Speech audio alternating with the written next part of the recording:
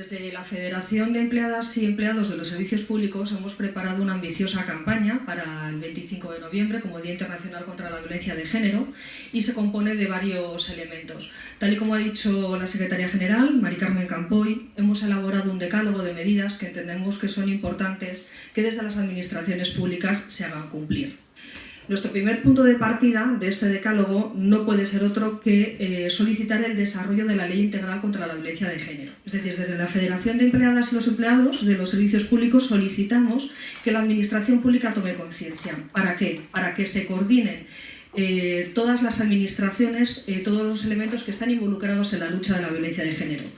Si analizamos los hechos que han ocurrido estos días atrás, a nadie se nos escapa que muchas de las mujeres que han sido asesinadas a manos de sus parejas o de las personas que habían compartido su vida, muchas de ellas, en concreto se cuantifican en 18, habían interpuesto una denuncias previas. En el otro porcentaje de casos se nos ha dicho, al menos así se nos ha transmitido, que no habían interpuesto denuncias. No debemos equivocar el hecho de que una persona no interponga denuncia con que la violencia de género no se dé. Y acudimos a las cifras. La macroencuesta del año 2015 sobre violencia de género es muy reveladora y es escalofriante, porque nos dice que el 66% de las mujeres entrevistadas en esa macroencuesta manifiesta haber sido víctima de algún tipo de violencia a lo largo de su vida. El 66% de las mujeres encuestadas. Estas mujeres, que dicen que han sido víctimas de violencia porque han sido preguntadas por ello, no aparecen en ningún sitio y probablemente estas víctimas, estas mujeres asesinadas que no interpusieron denuncia en su día, eran víctimas de violencia de género. La cuestión es que no se detectó. Tenemos que preguntarnos por qué una persona que es violentada no es consciente de que lo está siendo y por qué llegamos a normalizar esas conductas violentas en las relaciones de pareja, cuando tendrían que ser igualitarias. Podemos observar, y estos datos también nos lo manifiesta tanto la Fiscalía General del Estado como el Consejo General del Poder Judicial, el elevado índice de sentencias absolutorias, que posteriormente, como ya hemos visto en muchísimos programas de televisión, de radio y demás, es utilizado por los nuevos neomachistas para decir que son denuncias falsas. No confundamos absoluciones con denuncias falsas. Pues bien, ¿por qué se absuelve tanto? ¿Por qué hay tantas ¿Por qué hay tantas sentencias absolutorias?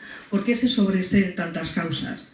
¿Cómo es posible que una mujer, cuando está denunciando a su agresor y está frente al juez o a la jueza exponiendo lo que ha sido su vida, su situación, con la persona con la que ella eligió para compartir su vida? No nos olvidemos de este detalle importante.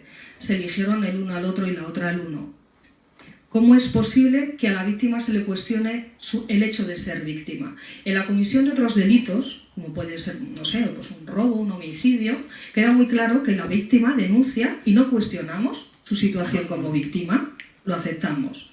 Sin embargo, en los procesos judiciales de las víctimas de violencia de género cuestionamos el hecho de que sea víctima. Otra de las cuestiones que tenemos que poner sobre la mesa en relación a la norma es que toda norma, para que pueda ser efectiva, tiene que ser dotada presupuestariamente. Desde el año 2012 hasta la actualidad, los recortes en materia de igualdad han sido brutales. De hecho, los recursos de asistencia para mujeres víctimas de violencia de género han sufrido un recorte de un 26% y un 75% en las políticas de igualdad. Es más, un dato muy importante.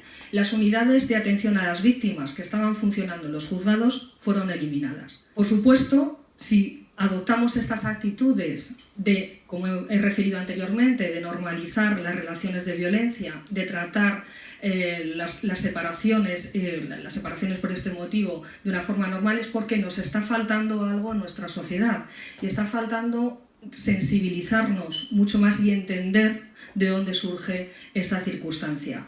Por lo tanto, desde nuestra federación, como defensores y defensoras de los servicios públicos que somos, defendemos que el proceso educativo es la vitamina contra la violencia. no podíamos dejar de lado la atención directa que tienen que recibir las víctimas. Y por víctimas entendemos tanto a las mujeres como a los niños y las niñas. De hecho, los niños y las niñas que son víctimas en unos casos, en el menor de los casos activas, es cierto, es decir, no reciben la violencia por parte del progenitor, pero sí que son víctimas pasivas por exposición, finalmente han sido reconocidas como tal en este año pasado 2015, cuando desde los servicios de atención a las mujeres víctimas de violencia de género lo veníamos reclamando.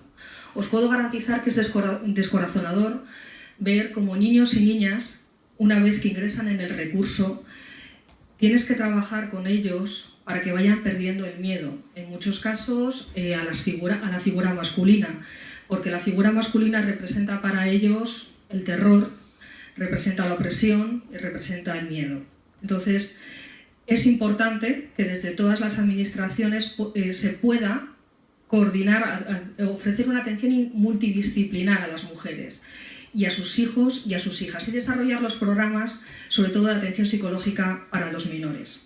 Pero sí que se nos sigue llegando la ridiculización de la mujer, la ridiculización del pensamiento feminista, se nos siguen presentando todavía los roles tradicionales de lo que es ser hombre, de lo que es ser mujer, y eso todavía no hemos conseguido romper esa barrera y llegar a una sociedad en la que hombres y mujeres pues finalmente queremos lo mismo y queremos el mismo papel. Es muy importante que nuestro país se comprometa en el cumplimiento de los acuerdos internacionales, en concreto la ratificación del Convenio de Estambul, porque la violencia contra las mujeres no solamente es cometida en el ámbito de lo privado, entre comillas, es decir, en los hogares, sino que la violencia contra las mujeres y las niñas va más allá. No nos podemos olvidar de las mujeres que son víctimas de explotación sexual, no podemos olvidarnos de los matrimonios concertados y pactados, de las menores que sufren ablaciones y de la esclavitud a la que son sometidas las mujeres.